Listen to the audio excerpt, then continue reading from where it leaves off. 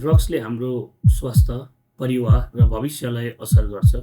म ड्रग्सबाट हारेर होइन 33लाई जितेर आजको दिनमा यहाँ उभिरहेको छु।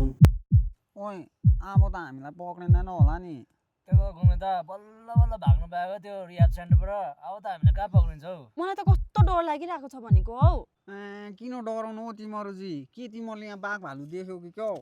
देख्यौ भने नि तिमीहरूको बाघ भालुको सिकारी गोमेदाई छ त यहाँ। त्यो भनेको होइन क्या हो, मलाई त त्यो ड्रग टेस्टिङ किटदेखि पो डर लाग्यो भनेको त हौ। आम्बो के भइदियो।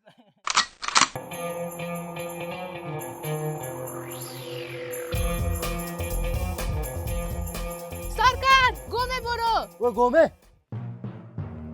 आपुई सरकार तपाईँ कहाँबाट यहाँ आइपुग्नु भयो? भाइ मलाई याद छ नि तँ यही धुप्पी घारीमा हुन्छस् भन, त्यही भएर म यहाँ आएको।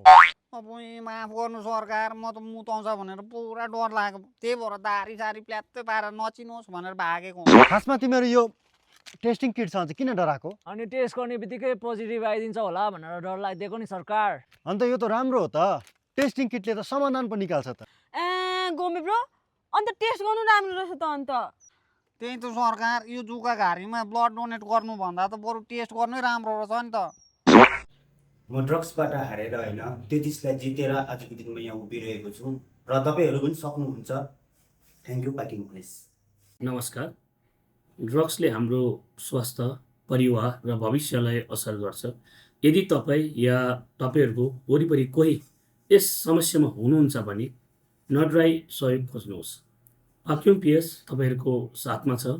आउनुहोस्, सबै मिलेर ड्रग्स फ्री समाज निर्माण गरौँ। धन्यवाद।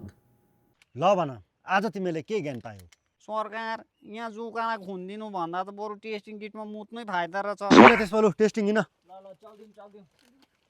बल्ल याद भयो सरकार, हामी यो टेस्टिङ किटसँग होइन ड्रग्ससँगै डराउनु पर्ने रहेछ। Good boy.